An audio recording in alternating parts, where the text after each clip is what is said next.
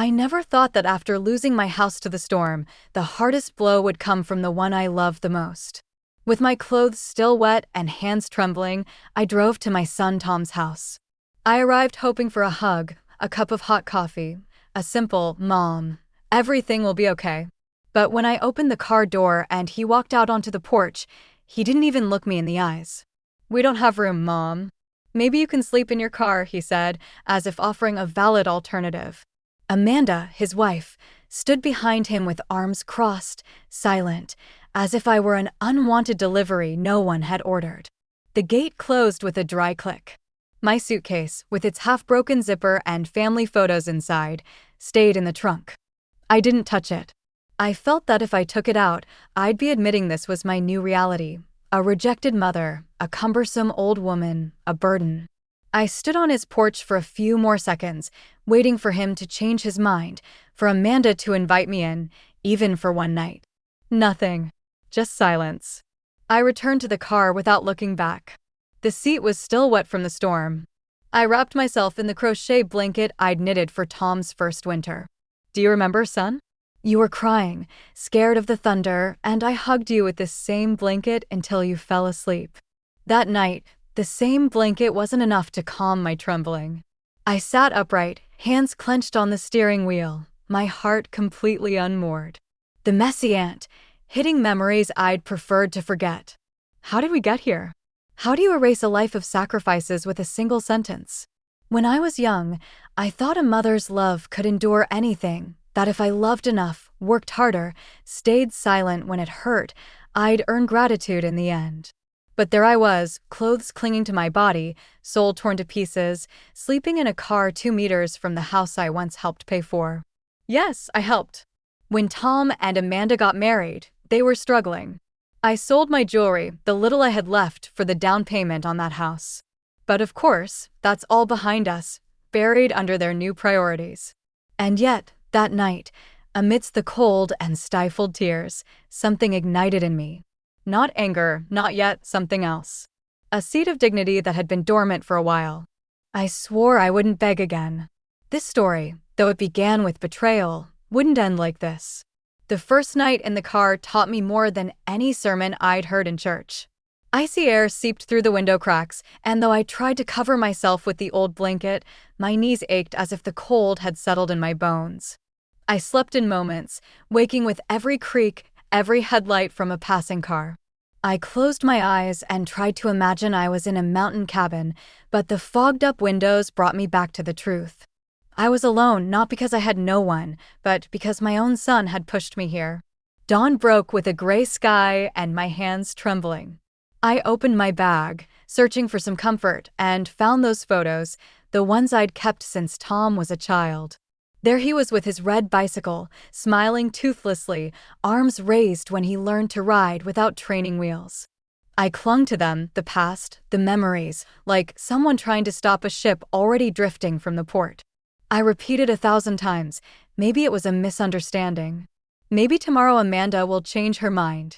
Maybe this is all temporary. But I also knew that if it wasn't for them, it would be for me, because I wasn't going back with my head bowed. I spent the day lingering near the shopping center.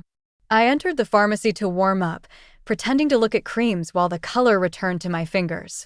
I bought a coffee with the coins at the bottom of my purse, bitter and weak, but hot. The cashier, a young woman with a friendly face, offered sugar with a smile. That simple gesture broke me in two, not because it was grand, but because it came without conditions. That night, I returned to the car, parking in a dimmer corner near the garbage container. It was more discreet, less humiliating, or so I told myself. I slept sitting up, head against the window, memories as my pillow. I thought about Tom, how he'd changed since Amanda came into his life.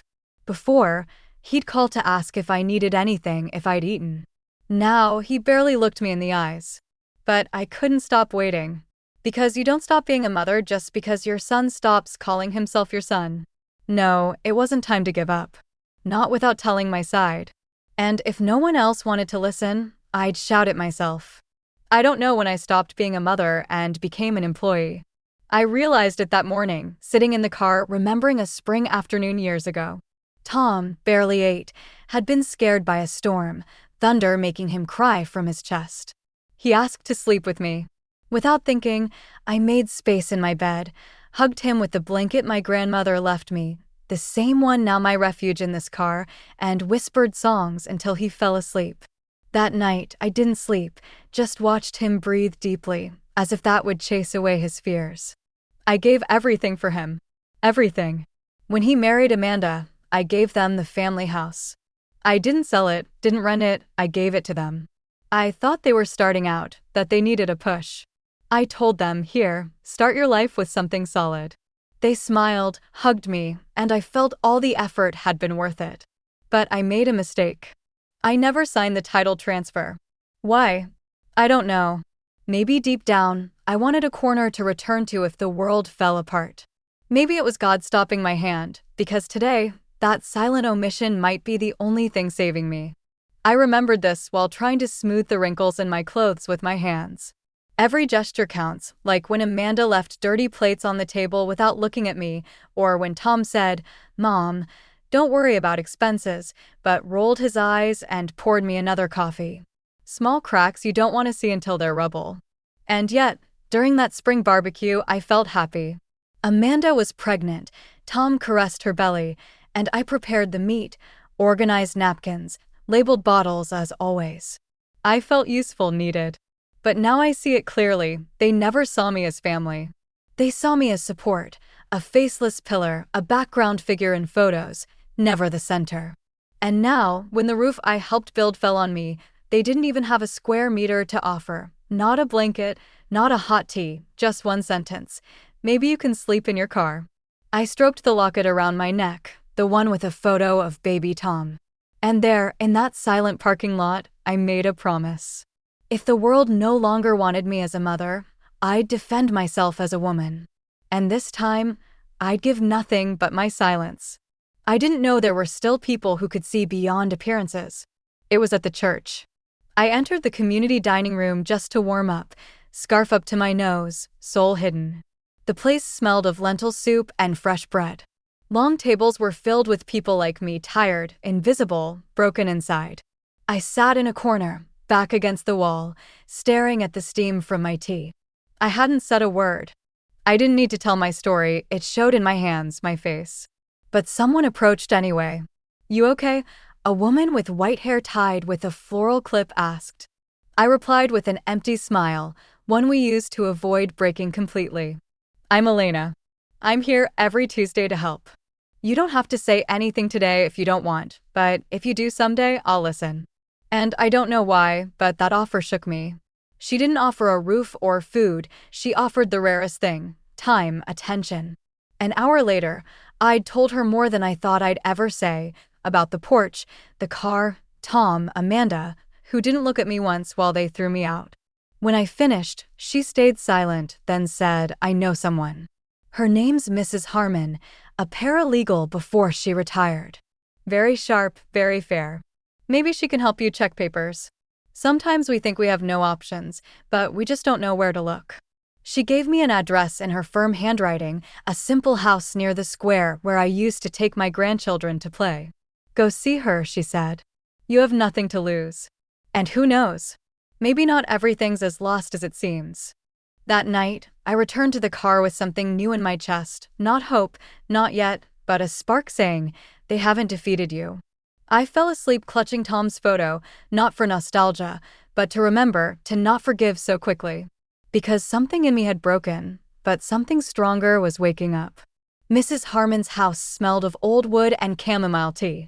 The pendulum clock ticked, respecting the silence that lived there. I sat before her, a folder of documents on my lap, one I'd saved for years, afraid to open, like a dusty trunk in an attic. Mrs. Harmon, glasses hanging from a gold chain, checked each page with a firm finger, murmuring dates, names, reference numbers. I watched silently, twisting my scarf's edge with my fingers. My stomach was knotted. "Will of Mr. Alfredo Montalvo, your late husband," she said without looking up. "Partial transfer of assets. Here's the jewel." She lifted a yellowish paper, smoothed it with her palm, and looked at me over her glasses. "This is the original deed to the house." No transfer signature appears. See, here's your name and only your name.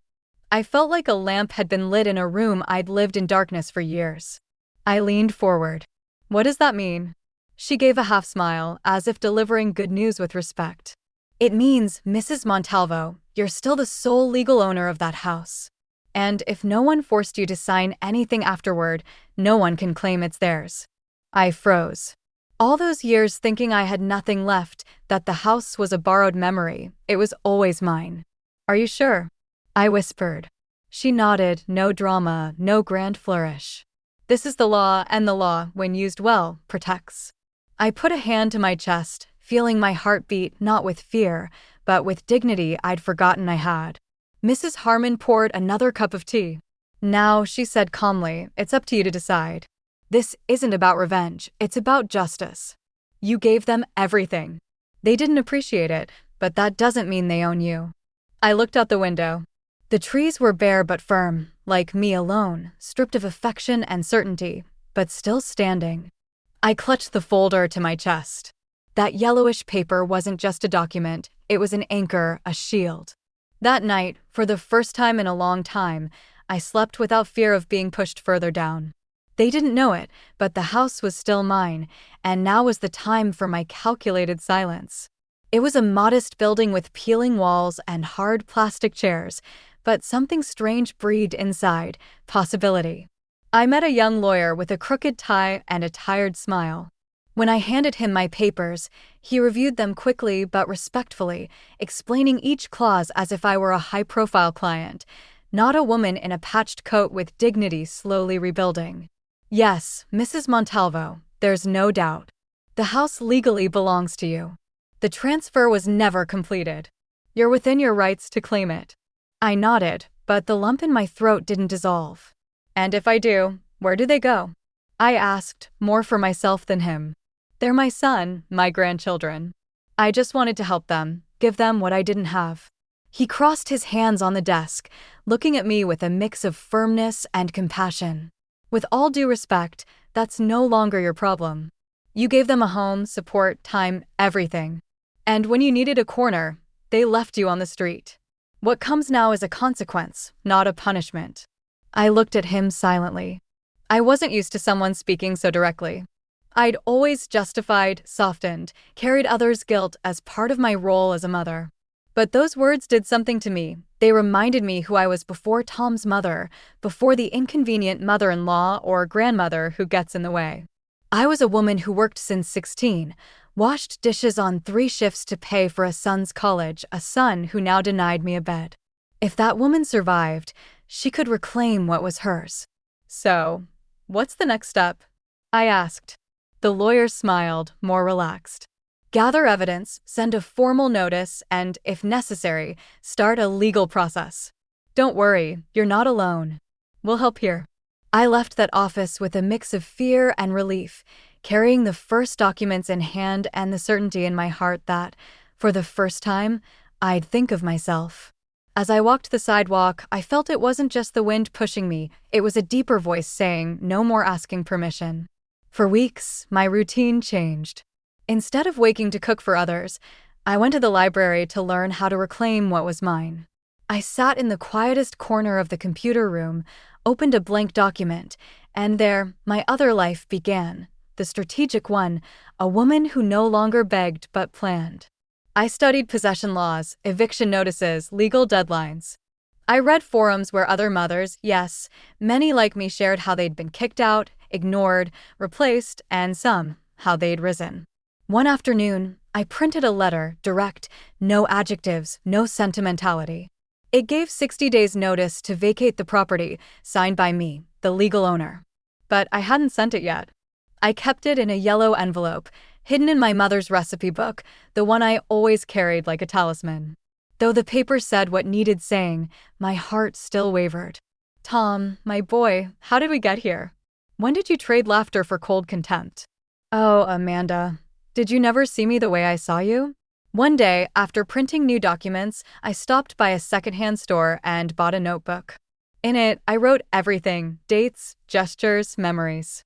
The last time Amanda ignored me, her gaze shifting. Tom, when I asked about the kids, how they didn't offer me a glass of water when I arrived soaked. I promised myself I wouldn't forget a single wound, because sometimes silence isn't forgetting, sometimes it's the prelude to justice. In the meantime, I prepared. I opened a P.O. box, changed my legal address, saved documents in a locked box at the library in case something happened. I told no one, not Elena, not Mrs. Harmon, because this part was mine, and that inner voice growing firmer each day in the car. Outside, the leaves were changing color. Autumn was coming, and I was changing too. Once I knitted blankets, now I wove strategies. Though I hadn't sent the letter every night, touching that envelope hidden in my recipe book, I felt more in control of my destiny. Justice doesn't always make noise. Sometimes it simmers slowly, like Sunday soup, and mine was on low heat.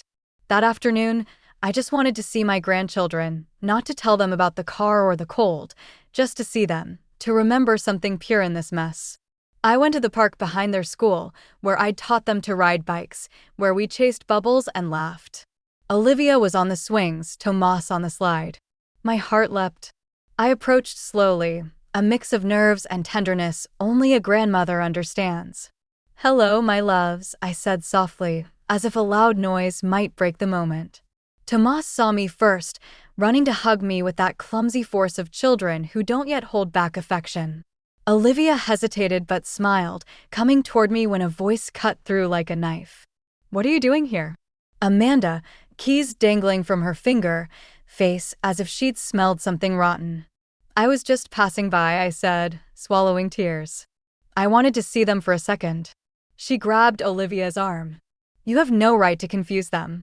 Not after what you did." "After what I did?"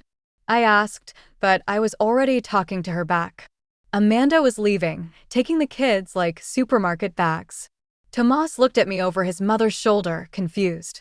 Olivia too. Neither understood why the grandmother with cookies and stories was now treated like a virus. I stood motionless. I didn't scream, didn't run, just squeezed the locket around my neck until the metal marked my skin. When they left, I sat on a bench. The wood was cold, but not as cold as the emptiness inside. I cried, not from weakness, but from anger, disappointment, and something more dangerous, determination. That night, I put the envelope in my bag. No more doubts, nothing left to lose. They'd taken even my grandchildren's innocence. If they thought I'd break, they were wrong. There's no pain that doesn't become strength when you've nowhere left to fall. That night, I went to the church basement. The walls smelled of dampness and reheated coffee, but the atmosphere was warm. Women sat in a circle, some gray-haired, others with lowered eyes, all with stories that hurt. The support group met on Thursdays. I struggled to speak at first, but once the first word came, I couldn't stop. I told everything: the car, the house, the kids, the closed porch. No one interrupted, no one said, "Are you sure?" They listened. That was more valuable than any advice. A lady beside me, Marta, squeezed my hand and said, "What you've lived through isn't abandonment, it's abuse. No one deserves to live like this, not even for love." I left there standing taller. My steps were no longer of doubt but of purpose. The next day, I went to the post office with the envelope. 60 days, time enough for them to look in the mirror, to understand this wasn't a threat but a decision. I dropped it in the mailbox, pressed my lips together, and closed my eyes. My hand didn't shake. Less than 24 hours later, I got a message from Amanda. "Nice try. The house is ours. Stop embarrassing yourself." It didn't surprise me. She was always good at elegant mockery, that passive-aggressive tone, like scolding an old pet.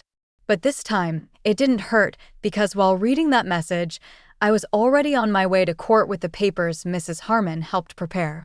The notice wasn't symbolic, it was the first legal step. In that long line, with people there for fines, lawsuits, divorces, I stood, not defeated, but rising. Back in the car, my house, my refuge, my temporary prison, I poured tea into a thermos and drank while watching the street. A mother passed, holding her daughter's hand. It hurt, of course, but I didn't break. Because even though Amanda mocked, even though Tom stayed silent, I was no longer at their mercy. I'd reclaim something more important than the house, my voice. And this time, I wouldn't use it to beg, but to claim. Filing a possession claim isn't cheap, not in money, and less in pride. I waited 2 hours on a hard chair, watching people come and go with their stories. When they called my name, I approached the counter with documents in hand. The young clerk barely looked at me, asking me to sign 3 times. He stamped 2 papers, and in less than 10 minutes, I had a hearing date. I left with the crumpled receipt in my pocket and my heart beating like a drum, not fear, but something rawer, reality. I'd taken the first step to reclaim what was mine. There was no going back. That afternoon, I sat with the library's free Wi-Fi to check emails. I wasn't expecting anything useful, but there were photos, ones Amanda posted on social media. Her in the kitchen I paid for, holding a wine glass, new sofa behind, caption, homeowner's life red heart. I stared at the screen in silence. I don't know if it was the emoji, the plastic smile, or the audacity, but I laughed, not a joyful laugh, but a soothing one. Homeowner's life, but they hadn't even bought the dishes without my help. I saved the screenshots in a folder evidence, because though the legal system is cold, it sometimes recognizes audacity. That day, I ate a can of tuna in the car, but with dignity, because while Amanda toasted from a chair that wasn't hers, I was preparing to face her in court. And in that game, dear Amanda, emojis don't count, documents do. Before sleeping, I opened the folder with old photos. One showed Tom with the house behind, holding the sold sign I printed myself. I looked at it long, thinking, I gave you everything, and when I needed a corner, you didn't even offer a pillow. But now the board had changed. I had the papers, the word, and finally, control. The hearing room was small, smelling of cheap disinfectant, walls that beige of nothingness. But that night, I sat before a mirror like facing a witness. I looked at myself, thinner hair, sagging cheeks, a cheekbone spot I didn't recall seeing before. But my eyes, they were still there, not defeated, not resigned, firm. I leaned closer and said softly, to hear myself, they don't see you as family anymore. They see you as a burden, a debt never paid. I said it, and my voice didn't tremble, because it was true, because it hurt, but also because it freed me. Until that moment, I doubted if I was harsh, if Tom had reason, if Amanda was just defending her home. But before that mirror, I understood, they didn't see me as a mother, but as old furniture cluttering the room, the kind you give away or leave on the curb with a free sign. I draped the crocheted blanket over my shoulders, the one from the car, the house, every weight. That night, I didn't cry, not because it didn't hurt, but because I no longer needed tears. I'd traded them for determination. The next day, I had toast with motel butter and an apple for breakfast. Then I went to the bank, made an appointment, changed beneficiaries, and started a plan, not to reclaim them, but to rebuild myself. Because I understood something vital. If someone sees you as a burden, no matter how much you love or give, it'll never be enough. And if you live begging for affection, you'd better learn to live with self-respect. I closed the vanity mirror and said, like a prayer, no more begging. I didn't know what awaited at the hearing, whether the judge would be fair, or if Amanda would stage her usual drama, but it didn't matter. What mattered was I'd speak from a different place, as a woman who no longer needed acceptance, just respect. That day, I wore the gray sweater with patched elbows, but it made me feel worthy. I walked to the bank like entering a temple. This wasn't just a procedure. It was closure, protection. I asked to speak with a trust advisor. They looked at me oddly at first, of course. I'm not their usual client for such things. But when I gave my account number and opened the folder with the house documents, the tone changed. The transfer was simple, though painful. I changed the title deed to a trust in my name. No one else would have access. No one could use my compassion against me again. But I didn't stop there. Clear instructions. When the property is vacated, it'll be donated to a women's shelter for those who've lost everything. Because if I couldn't find a roof in the house I helped build, at least another woman would. The bank employee looked up when she read that clause. She said nothing, but offered me a glass of water, a gesture worth more than it seemed. Then I went to the title's office, presented the deed, the new trust document, and waited while they searched. Meanwhile, I took a sheet and listed everything I'd done alone, raised Tom single-handedly, paid his tuition, cared for his kids without pay or hours, gave up my retirement to save his mortgage, slept in a car without him flinching. And now, too, I reclaimed my house, secured my assets, planned my exit with my head high. This was my exit not from the home, but from the need to be loved at any cost. I left the building and took a deep breath. It was autumn. The wind had that edge that cuts without bleeding, but I felt warm. I stopped in a square, sat with the sun on my face, and thought of my grandchildren. I didn't blame them. They were still little. They could understand someday if they wanted to listen. But if not, I'd be okay, because I had no space left to beg. Now I had something better, a plan, a purpose, and my name where it always should have been. The hearing day arrived with a cloudy sky, as if the weather knew what was coming. I sat on the court bench, hands crossed over my bag. They didn't tremble, not today. Ahead, Amanda shuffled papers with a frown while Tom adjusted his tie clumsily. He didn't look at me, not once. When the judge entered, we stood. I took a deep breath, feeling the cold locket on my chest, the one with me through every stage: mother, grandmother, shadow, and now owner. "Who files the claim?" the judge asked. I stood. "I, Mrs. Montalvo, am here for a property still legally in my name. It was never transferred. I bring the original deed, trust documents, and the notice sent 60 days ago." The judge nodded. "And the occupants?" Tom stood. "Your Honor, my mother, I thought we'd been given the house. It was a goodwill gesture when we married." "Do you have documents supporting that transfer?" the judge asked, voice steady. "Not exactly, it was a family agreement," Tom stammered. Amanda cut in with her cold tone, always polite while cutting. "She lived with us for years. She never claimed anything." "Why no?" The judge was unfazed. "Because she remains the legal owner. There's no signed deed or notarized transfer. The law is clear." Amanda pressed her lips together. Tom looked down. I allowed one tear, not from sadness, but relief. The judge signed the resolution. Possession granted to the plaintiff. Occupants have 30 days to vacate voluntarily or eviction will be enforced. I left the court without looking back. Outside, the sky was still gray, but something in me had cleared. I'd reclaimed what was mine, without insults, shouting, or revenge, just truth. Tom caught up with me on the stairs. "Mom, are you really going to kick us out?" I looked at that face I once held with tenderness, the child I read bedtime stories to.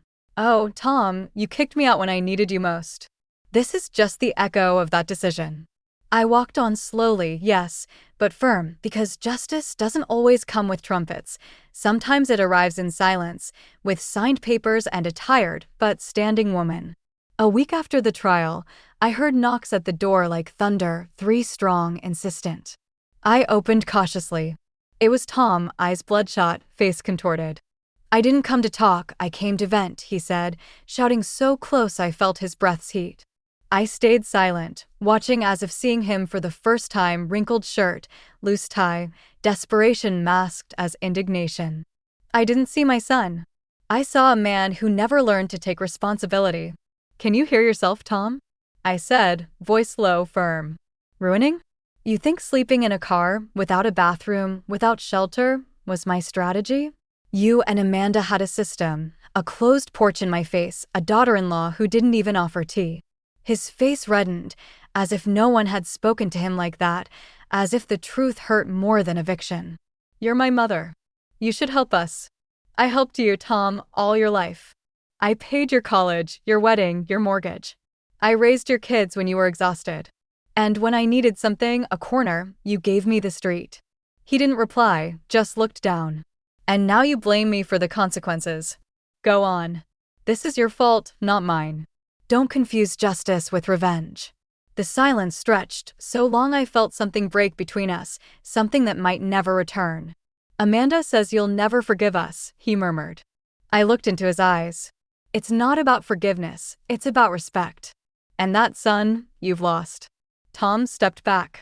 His fury faded, replaced by something worse, shame. But I didn't console him, not this time, because consolation is for those who ask with humility, not demand with shouts. He turned away without goodbye, and as his figure faded across the motel parking lot, I realized I didn't feel guilt for the first time in a long time, just clarity, the most liberating emotion a mother can have. I was sitting in the old rocking chair on the porch when Tom and Amanda arrived, two shadows carrying boxes, heads down, silent. Behind them, the eviction officer, serious but kind, oversaw the process. No one spoke, just the crunch of stairs, the gates creak, the sound of a life packed with rage. Amanda wore no makeup. Her dark circles said more than words. Tom pretended, not anger, not pity, just exhaustion. Maybe he finally understood. I didn't look at them at first, just stroked the crocheted tablecloth's edge, the one I'd made when Olivia was born. Each thread held a sigh of mine.